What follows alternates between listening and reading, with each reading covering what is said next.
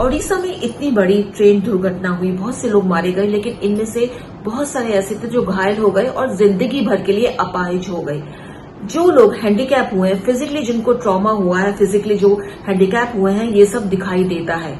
लेकिन इस हादसे के बाद जो मेंटल ट्रॉमा लोगों में के दिलो दिमाग पर होगा, उसके बारे में ना कोई बात होती है, ना कोई चर्चा होती है।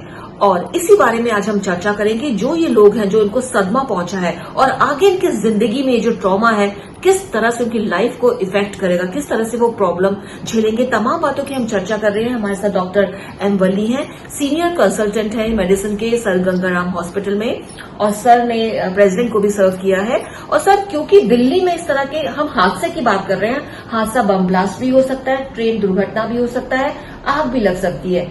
जब ऐसी चीजें होती है, चाहे आदमी घायल नहीं हुआ है, लेकिन मेंटल क्या क्या ट्रॉमा हो सकता है?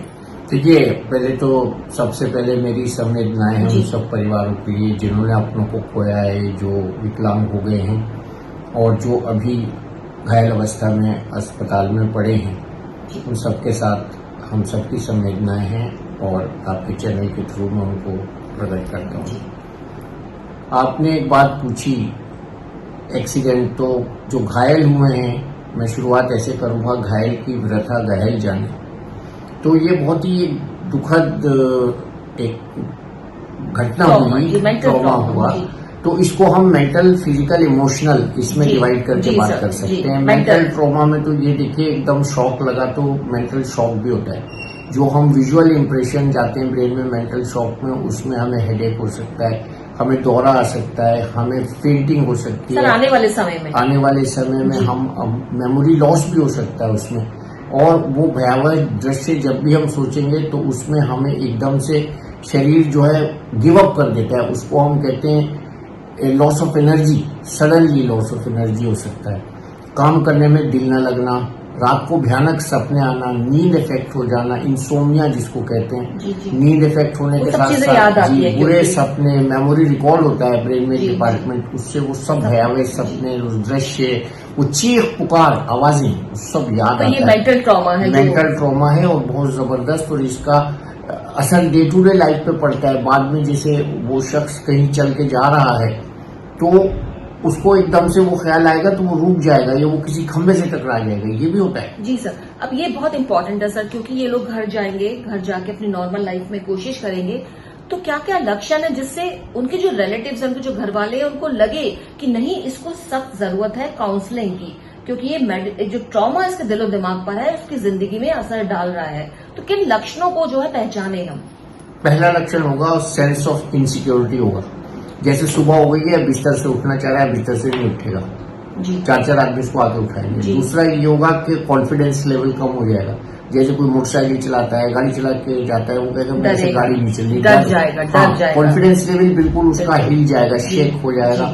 कोई भी काम करेगा वो दो बार पूछ के करेगा, पूछने लगते हैं लोग, रिपीटेड आस्किंग क्वेश्चन, ये कैसे होगा, हालांकि वो जानता है कैसे होगा। उसके बाद उसको इनिबिशन हो जाता है, वो सोचता है मैं काम करूं ही नहीं, उसको वो काम आता है वो करते नहीं, इनिबिशन कहते हैं इसको। तो ये सब लक्षण हो जाते हैं। इसके बाद जो ट्रॉमा की बात हमने की थी, ट्रॉमा में भी जो लक्षण होते हैं वो ये होते हैं कि जैसे किसी का लिम्ब कट गया है और हमने रिपेयर कर दिया है सर्जरी करके, तो उसको एहसास होता है कि मेरा लिम्ब है, उसको हम फैंटम लिम्ब कहते हैं। तो ये बहुत जरूरी है, काउंसलिंग की जरूरत है। और उसको इमोशनली एडजस्ट करना कि तुम्हारा पैर अब नहीं है, तुम्हें बैसाखी का सहारा लेना पड़ेगा। बहुत इंपॉर्टेंट बात यहाँ पे डॉक्टर आपने बताई है कि जिनके लिम्ब्स कट जाते हैं, उनका दिमाग इस बात को रियलाइज नहीं करता है कि वो कट चुके हैं। सर, सबसे लास्ट में जानना चाहेंगे अब इन्हीं लोगों के लिए, क्योंकि ये लोग बिल्कुल हादसा हुआ, ये लोग अपने घर तो चले गए, लेकिन फिजिकल जो एलिमेंट है उसके लिए हॉस्पिटल में लोग भर्ती है, उनका इलाज चल रहा है, लेकिन मेंटल ट्रॉमा के साथ जो घरों में पहुंच चुके हैं, उनके लिए आप क्या सजेस्ट करेंगे?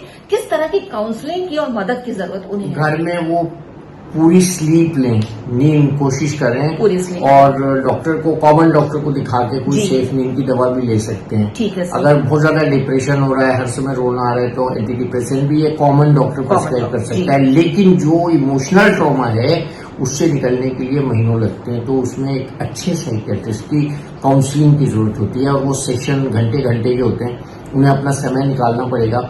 और ये बिल्कुल राइट टाइम है। अगर हम इस समय निकाल के काउंसलिंग नहीं कराएंगे उन लोगों की, तो वो लोग परमानेंट डिसेबल हो जाएंगे, डिप्रेशन का शिकार हो जाएंगे, वो सुसाइड भी कर सकते हैं। उन्हें इतना लॉस हुआ है तो सुसाइडल टेंडेंसी बढ़ती है, डिप्रेशन बढ़ता है, लैक ऑफ स्लीप बढ़ती है, इमोशनल ट्रॉमा के साथ साथ कॉन्फिडेंस घटता है। बहुत अच्छी यहाँ पे सर ने हमें जानकारी दी और बहुत इंपॉर्टेंट है इस एस्पेक्ट पे बात करना दोस्तों, क्योंकि सब लोग इस ट्रेन हादसे की चर्चा कर रहे हैं, क्यों हुआ, कैसे हुआ, कौन जिम्मेदार है। सीबीआई को इंक्वायरी सौंप दी गई है, घायलों का इलाज हॉस्पिटल में चल रहा है, लेकिन वो लोग जो ठीक है और ठीक ठाक घर लौट गए हैं, उनमें से बहुत से ऐसे हैं जो मेंटल ट्रॉमा से गुजर रहे हैं और आने वाले समय में गुजरेंगे, और इन लोगों को बहुत ज्यादा जरूरत है काउंसलिंग की, साइकाइट्रिस्ट सलाह की।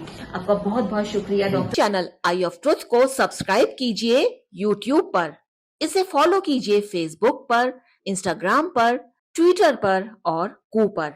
हमारे चैनल के बारे में फीडबैक देने के लिए हमें मेल कीजिए ioftruth.6@gmail.com पर।